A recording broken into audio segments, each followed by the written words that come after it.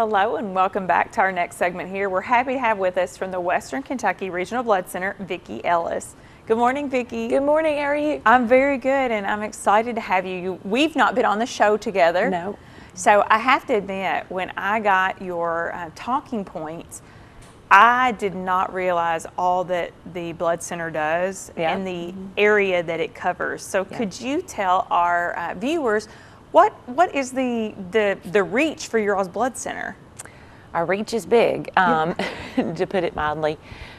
We start in Davis County, we go to Ohio County, Hancock County, McLean County, Breckinridge County, Ohio County, and the Owensboro Center services those counties. Okay. Then we have a sub-center in Hopkinsville, Kentucky, and that center services Crittenton, Caldwell, Christian, Lyon, Trigg counties. So in that geographic area, there's 6 hospitals that our center supplies. Now, one of the things that I read is when sometimes people will say, oh, there's a blood drive and they really want to help out, or the mobile unit is out, and not everyone is a qualified person to donate blood. Is that correct? That is correct. Most people in good general health can. You know, the guidelines are pretty simple. If you're 16 with permission from your guardian, or if you're 17 in the state of Kentucky, you can donate. You've got to weigh 110 pounds. Some medications will prevent you from donating blood, just a few, and that's one of the most common misconceptions is, oh, I take a blood pressure medicine, so I can't donate. That's not typically true. If you present to donate and your blood pressure is in an acceptable range, then of course you could donate. Now, if you've had a history of heart attack, or you've had, you know, stents or some serious medical issues with your heart, we ask you not to donate. And then some people with a history of cancer, there's a waiting period. And if you're on an antibiotic, you're sick.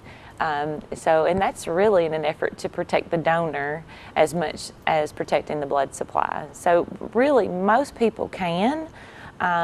But for those who don't meet those guidelines, we have plenty of things you can help us do.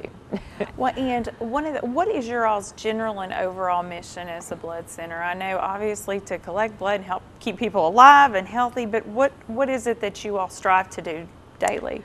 Well, I think in order for people to understand our mission, you have to understand how our blood center came to be. Okay. In 1978 in Western Kentucky, there really wasn't a great supply of blood.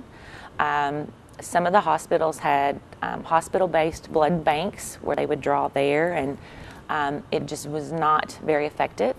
So actually our blood center was born from the need for a good source of blood in Western Kentucky.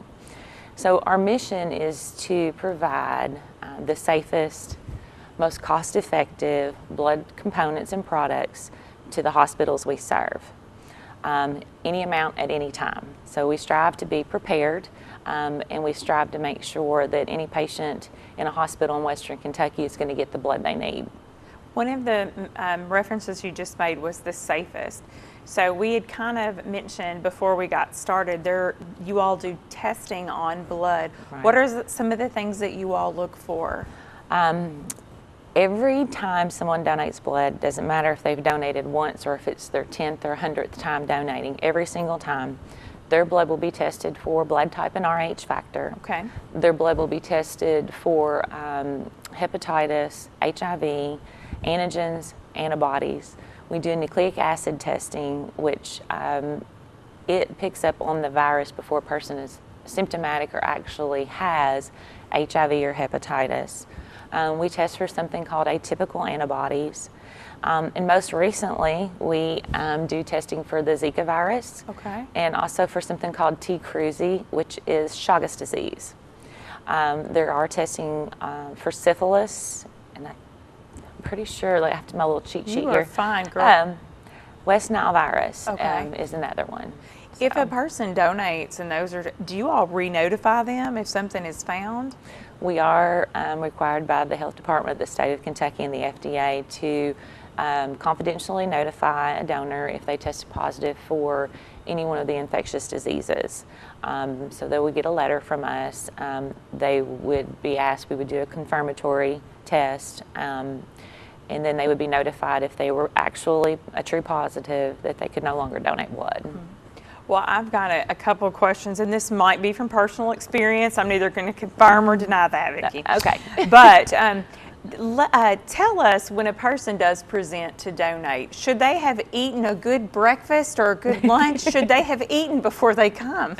They should have eaten before they come. Lots of times in this time of year, we are getting into our high schools. And we love the school season because our high school is the first opportunity for most people to donate. And that will determine whether they're going to be a lifelong donor or not. So we want them to have a great experience. But we'll get Susie or Bobby, and they'll come in. It's their first time donating blood. And have you eaten? Mm-hmm. What did you eat? Pop-Tart. And that's not enough. Yes. We want bacon, eggs, biscuits, gravy, you know, a substantial meal for your first time donating blood.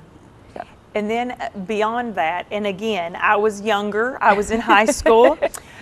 I actually made a terrible mistake of getting in a tanning bed after donating blood, and I dropped like a fly. So there are precautions even after one gives blood, and I'm just using the tanning bed as an example, but do you tell people to, you know, don't overheat?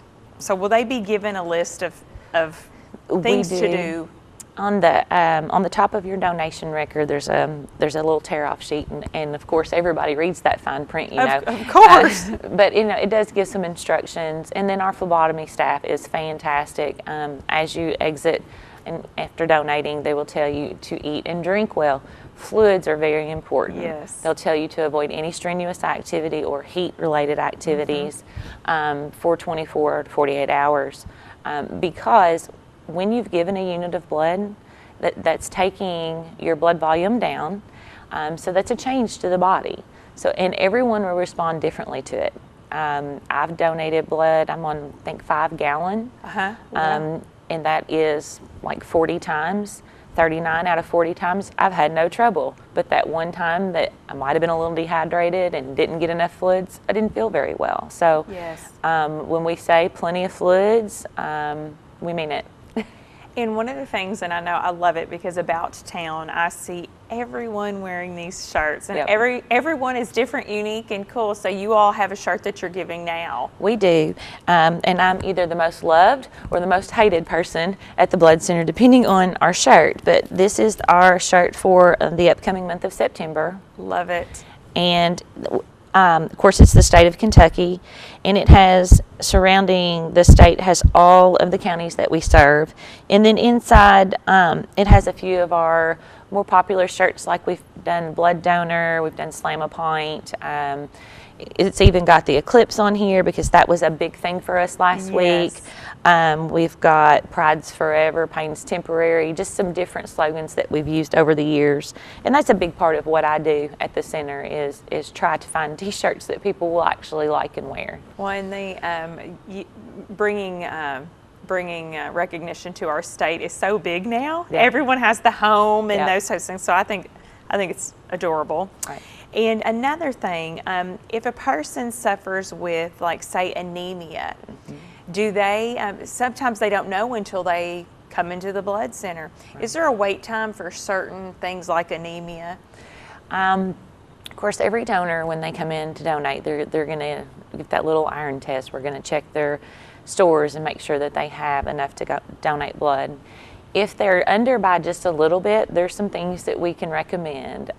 We recommend, an increase in green leafy vegetables because that helps your body retain, and any vitamin C is good. Not to have caffeinated beverages with your meals.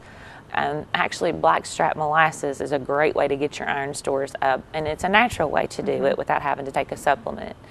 But if you're a person who has chronic anemia and you are taking iron supplements, we ask you not to donate. It's just not good for you.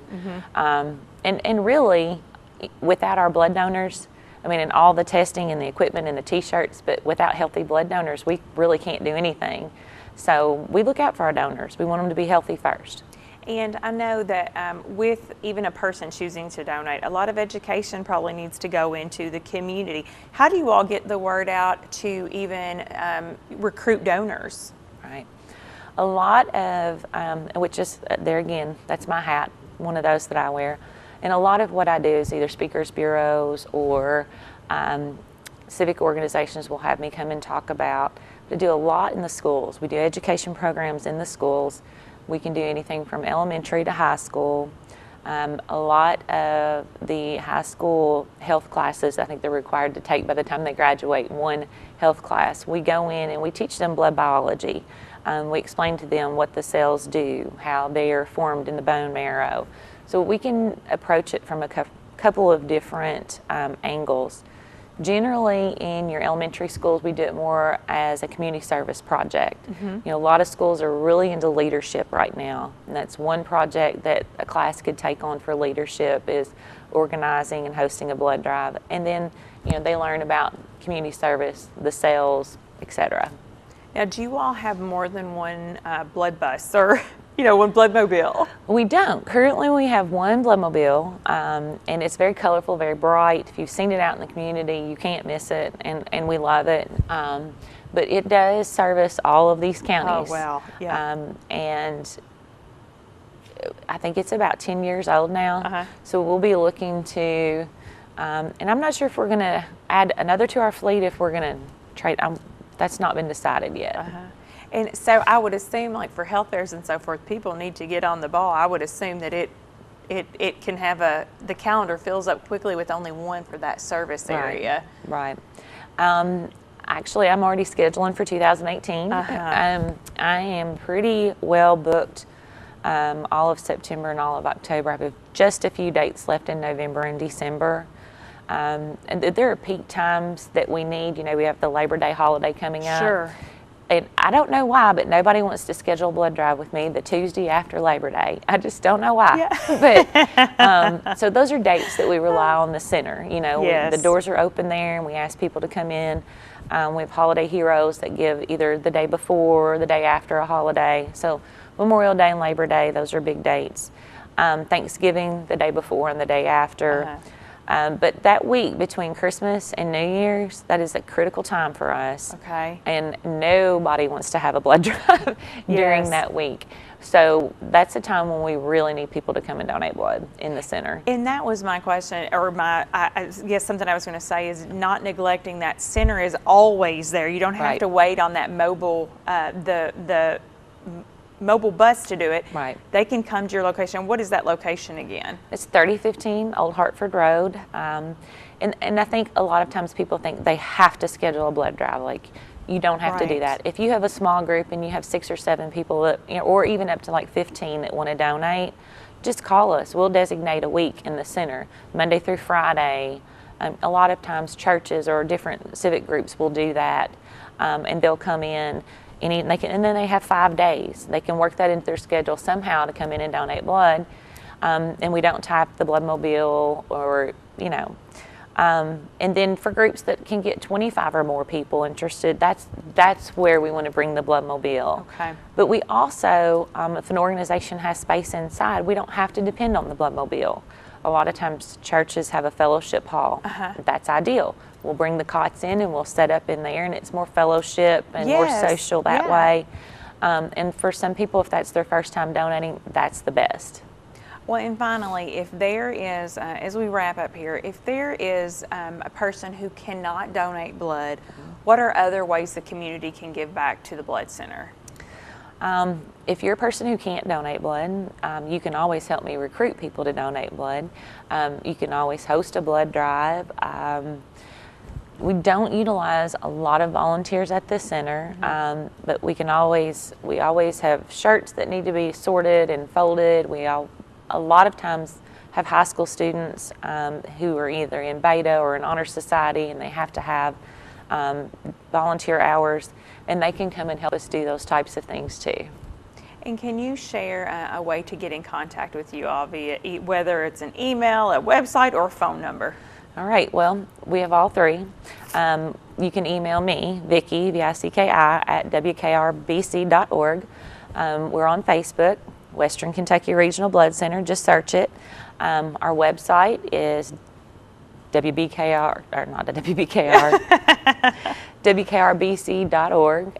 There is a listing of blood drive calendars and dates on there, and any special events we have going on, you'll find there. Call us, 684-9296. Well, there's no reason no one should be involved now in seeing the importance and learning those peak holidays. Right. We all need to get involved somehow. So I have a lot of donors who tell me it's the simplest thing that they can do to impact a lot of people, because you never know, if that one component of blood is used, that person could have children, grandchildren, right. great-grandchildren, aunts, uncles, brothers, sisters. So, it starts a chain reaction that can't be measured. So it's great. Well, we are so grateful to have you with us today, and we hope that this segment helps get more people into the blood center scheduling those blood draws. So thank you, Vicki. Thank you. And again, we'd like to thank you for watching this segment of 71 Magazine. We hope you're going to stay tuned because there's more great programming coming up.